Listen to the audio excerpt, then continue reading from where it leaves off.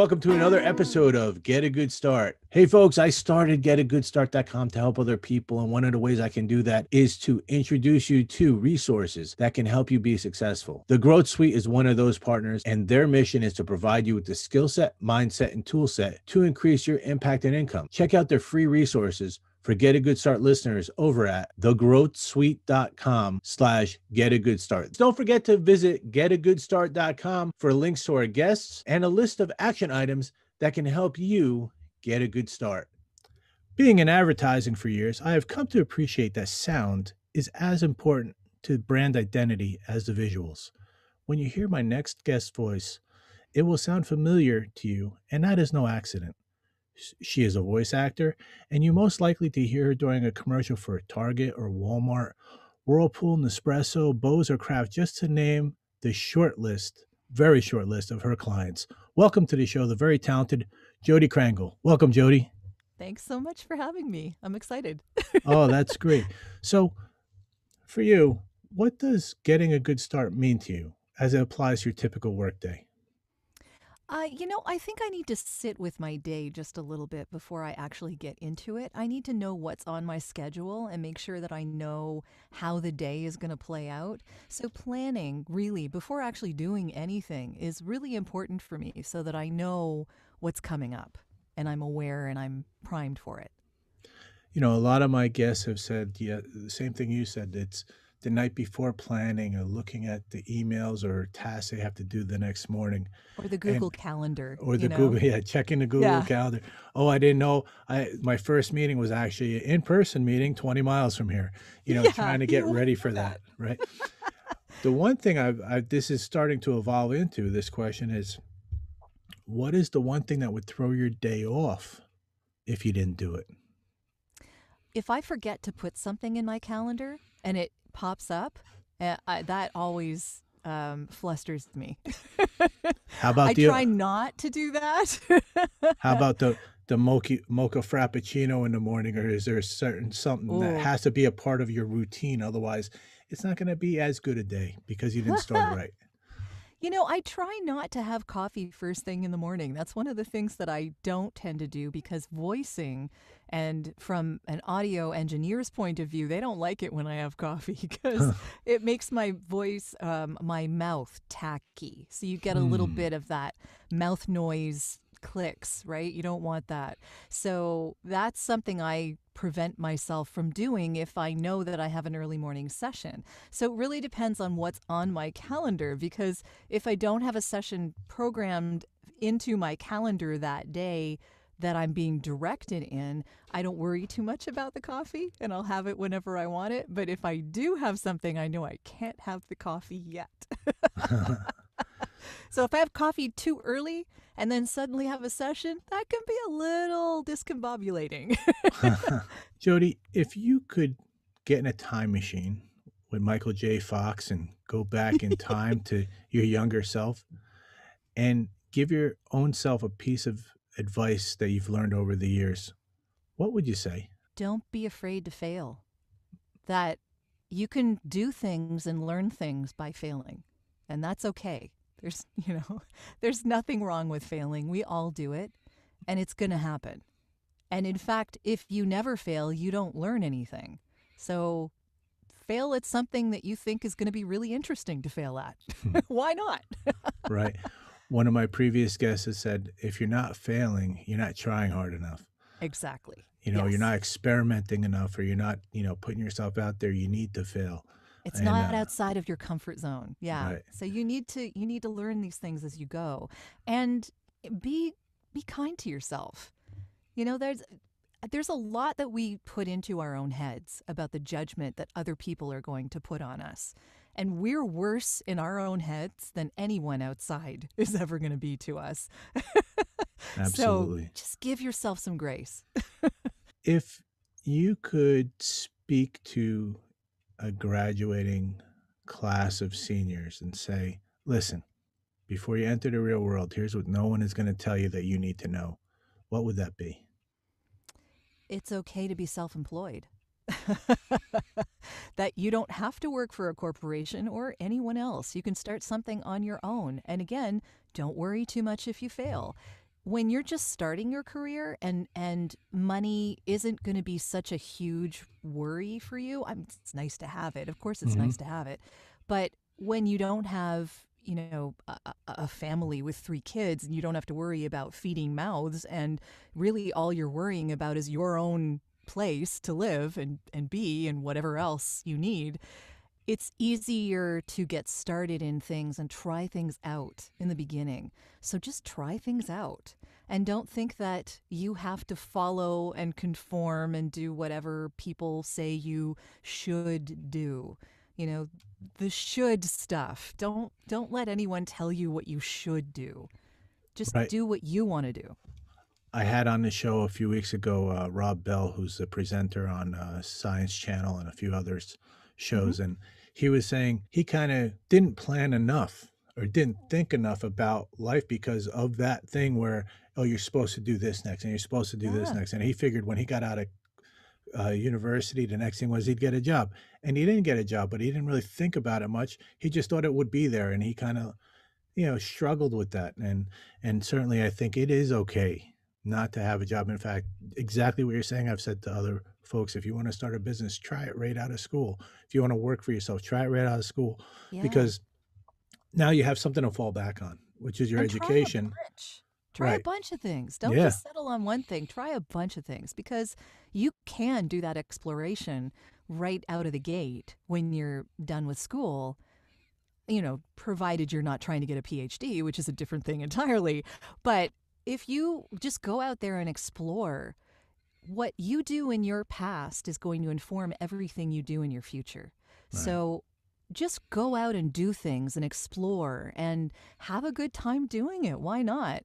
And if it doesn't happen to be the thing that you think is going to be your forever thing, that's okay. Move on to the next thing. I know in my career, I've probably had 4 or 5 different things that I've done over a long period of time. It's not like I settled on one and just stayed there.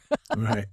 Life happens, right? So just, again, be kind with yourself. Don't worry about the shoulds and what people think you should be doing. Do what you want to do and don't think that you're married to that one thing that you do after college for the rest of your life. You can Right. switch. Nothing is written in stone. Absolutely. And there's going to be a group of students out there who are going to take our advice and they're going to do that, and they're going to find themselves having to stand up in front of a bunch of people and give a presentation about what they can do for them, or Yes. they're going to have to speak publicly. And in your experience, what should they think about to ensure that they sound professional and clear when they're giving a presentation or a talk to a group of people? Well, first of all, hydrate. That is a really important thing. Have water and have water 20 minutes before you're going to speak because your body needs time to absorb it so that it knows what to do with it, so that you have that available to you. So that's one thing. The next thing is slow down. And one of the best ways to do this is just, before you're going to have your presentation, just take in a breath and let it out. Just sigh, right? Let it just feels good. Just Right. feels good. It gives you that moment of maybe zen, it just Hmm. lets you take that moment with yourself and be conscious about what you're saying and be slow. Not slow, but like Right. consider things. And that makes it easier for you not to say ums and likes and you knows. And I'm horrible with that. So I'm not saying that everyone's perfect. Be a human being. Hmm. But at the same time, if you're a little more calm, if you have let out that sigh, if you're not rushing, that's really the key. Don't rush. Don't speak so quickly that people feel tense just listening to you. Right. That's great But don't be so advice. Yeah. slow that they're falling asleep when they listen to you. So there's like a nice in between, and yeah, and just be you. Yeah. No one's asking you to be anyone other than yourself. That's great advice. One of the best pieces of public speaking advice I got was from my boss at the time, who was a great speaker. He wasn't a very tall man, but he would command a room. I saw him take control of I would say, a pretty rowdy group of breakfast eaters during a breakfast conference and Okay. silence the room just by his short pauses in between sentences instead of Mm-hmm. just going from one to the other. He would take a pause. He told me he would count two. He would say something, count two, and look at somebody, and then he'd continue to talk. And just by doing that a few times, people are like, oh, I think he's saying something important, and they would Yeah. settle down, and he settled down the whole room, and it was amazing. And over time, I've gotten more comfortable with that because initially it's a tough thing to do, right? When you're talking to a group of folks and you stop talking, even for half a second, you feel like you're losing the room, but you're really Yeah. not. You just need to take it's really a lot longer for you than it is for them, right? And when you're confident, people know that you're taking them on a journey, Right. and they're there for it. You just take them on that journey, and you can pause. You can take a moment. You can take a breath Yeah. and move on. Like I tell everybody, it's your show. Yeah. You control the pace of it. Yep. I have worked with voice actors in the past. When I directed, television commercials, I found the whole experience very fascinating, as I told you previously. Sure. How does someone actually get started in this career? If there's someone out there, and it happens all the time, right? Oh, you have a great voice. Oh, you should do commercials, right? I'm sure that happened to you in the past. That happened to Hmm. people I've worked with in the past. How do people get involved in this? One of the best things I would say is check out a website called VoiceOver Extra. It's voiceoverxtra.com. And I highly recommend you check that out because it sort of gives you the lay of the land. So it'll tell you what in today's climate a voice actor needs to do. And we wear a lot of hats. So I will tell you right now that if you're expecting to be a voice actor and all you do is speak all day and that's the only thing you do and the money rolls in, that's not how it works. Mm. Because we have to be our own audio engineers in a lot of cases. We're our own marketing team. We are basically our own media empire because no one's going to promote you the way you are going to promote you. So, and all of this is that's part and parcel of being a business person. You need to promote yourself. You can't just rely on someone finding your website and hiring you for a job. So I have all sorts of different ways that I find jobs. I have agents all over North America and Europe and wherever. I have what's called pay-to-play directories. So Hmm. you pay a yearly membership fee and you're given auditions on a regular basis. And that you audition and sometimes you're hired and a lot of times you never hear anything. That's how Right. this goes, right? You do an audition and it goes into the ether and you never hear unless you get hired. So Right. if you have any kind of a fear of rejection, this is not the career for you.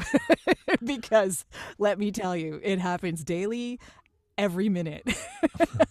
So, Yeah. yeah. I can And I people will find you from the website, so there's all sorts of ways. Yeah, I can honestly say in 99% of the time, it has nothing to do with the person. It's just not the right Yeah. voice or the right energy level of that demo tape they sent. And I mean, I sat there in a studio for 2 days straight listening to audition tapes. And, you know, after the first dozen, you're like, oh, this one sounds the same as the first one or the third one. That one's out. Yeah. You don't even Yeah. get all the way through it, right? Yeah. So you can't take it 8 personally. seconds. You have to have a thick skin. Yes. And certainly it's but the nice thing is I would think that voice acting lends itself to a very broad area of marketplace. It's not like Oh, you're a totally. Yeah. sports voice actor. You're not a Yeah. a bit part actor. You could do almost anything. You totally can. Yeah. The reason that I started my podcast in the first place was because I wanted to know where I fit in to that whole audio branding spectrum, which I'm mostly into the advertising marketing end of things, so I do Hmm. mostly commercial and corporate narration and that kind of thing. But I wanted to know where I fit into the company's brand DNA and how it sounded. So I want my clients to know that I am aware of what they want to put out into the world in terms of who they are as a company, and that I'm there to help them do that. And like you said, it may not be the right voice for a certain company, but you will be the right voice for a different company. Right. So it's a give and take, but I like knowing more about the broader idea of where I fit into that mechanism, if that makes any sense. It makes total sense. And certainly in today's world, the mechanism of voice is bigger than ever. And Oh, yeah. the technology that has lent itself to you, I'm sure allowing you to take jobs all over the world without traveling anywhere. Oh, yeah. Yeah. You Having a home record, studio these days. It's yeah, amazing. right, home studio. Yeah. And, my son had to create a video for his application for Penn State. Hmm. He had to do one for something he was nominated for. I mean, students are having to make recordings all the time, sitting on meetings and Zoom meetings. What can these broke students do to achieve the best quality audio at a home in a home? Because most of the time, all they have is a laptop, an onboard mic. Sure. Are there a couple small, inexpensive things that they can do to elevate that level of audio? Because your audio comes through amazing. It sounds great. Thank you. Yeah. Well, I mean, I have a 5x4 sound treated booth. Mm, So that's a little different and a very nice microphone. So that, because it's part of my livelihood, it's what I do every day, all day. sure. So I invested in it. But I get that not everyone can invest in this kind of thing. The one thing that I would say is treat your environment. So the way that you sound best and that you get the most from your microphone, whichever one you're using, is that you soften and make sure that you are not in a high-ceilinged room Mm, and that you have soft surfaces around you, as many as possible. If you can surround yourself with soft surfaces, that's really ideal. Even putting behind you maybe like a portable wardrobe, one of those things on rollers that you can sure. put like wardrobe. I don't know how much they are at Walmart, like $20. I don't know. Yeah. You drape a moving blanket over that or some kind of a comforter over that, put it behind you. When I was first starting, we bought a thing from IKEA to hang curtains. Okay. And we put it in like a box on the ceiling around me and then put grommets into a bunch of moving blankets and put them around me. So you could push them aside when you weren't using the booth. So it's like The curtains around booth. you Yeah, it was basically curtains. Yeah. And with then I thick sat at a curtains. desk. Yeah, moving blankets are pretty thick. Yeah. Right. So Yeah. you want something that's going to absorb sound. Mm-hmm. Because when you're working in voiceover, especially, you don't want to color that sound at all. You want to give it to the producer as pristine and raw as possible because they're going to color it any way they want to add to whatever project they're working on. The Right. video, put it into radio, add music to it, compress it, whatever they're going to do to it, right? Mm-hmm. I can't do any of that before they get it because then they can't make it work the way they want it to work. Or it'll sound clipped in, or it'll sound Yeah, tinny, it just won't or sound right. yeah. Yeah, yeah. So I give them as clean and pristine and raw audio as possible, make it sound as good as I possibly can with less room noise, which is Mm-hmm. what you're trying to get rid of when you're putting the soft surfaces around you. And it doesn't need to be perfect by any means, but if you just treat your environment just a little bit, everything you're doing in front of that microphone is going to sound better. So just some soft surfaces around you, whether it's Yep. hanging up, a comforter behind you, or just going to the corner of a room that's not a very high ceiling. Mm-hmm. Maybe Putting even maybe something over your desk in front of right. you if you're sitting at a desk. The other thing I would say is if you have a separate microphone, use a microphone arm, not a stand that has your microphone sitting on the desk with you. Because you move around, you touch the table, everything is going to reflect through that microphone. Right. And you're going to get every movement that you made, and you don't want that on I'm your guilty of it. recording. I'm guilty of it. I don't have It's it so on an easy. arm, and I hear it, and you don't hear it until when you listen back to it, right? Yes. And I'm Yeah. always like cutting out that one part where I touched Yeah. the table, right? Yeah. I will also say Adobe Audition has a really neat little function called heal. Really? I love the heal function in Adobe Audition. Yes. So if you have a click or an overemphasized popped P, you can Mhm. actually, you know, highlight it. Select that bit. And I believe in Adobe Audition, it's you select the popped P and you press P and it actually fixes that pop. Wow. But also I have it put to my H key. So you can just like, if you look at the spectrogram, which is the color code, I guess, underneath the actual waveform, and you can see where that pop or not pop, where the click is. Right. It comes through as like a little lighter a line, right? And you see that, you highlight it, and then you hit H, and it's gone. It's just gone. I love it.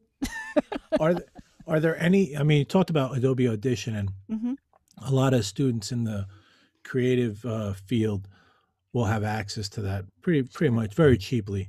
But are there any free tools out there that can do some of the things you're talking about that we could probably point people to if they want to make a better recording? I don't know if these ones have a heal or a pop fix function. You might have to look more closely at the actual programs to see what they use, maybe. Right. But I know GarageBand is, comes with every Mac, whatever. Right. I know that, what is it called? Audacity. Audacity is a free one. I know also that Reaper, for instance, is a really, really good tool, and I think it's like $60. It's, even if you pay for it, and you don't have to pay for it. Right. So it sort of is free, but you can pay for it to, give them a little something. Yeah, give them a little back to the tool they made. Yeah, exactly.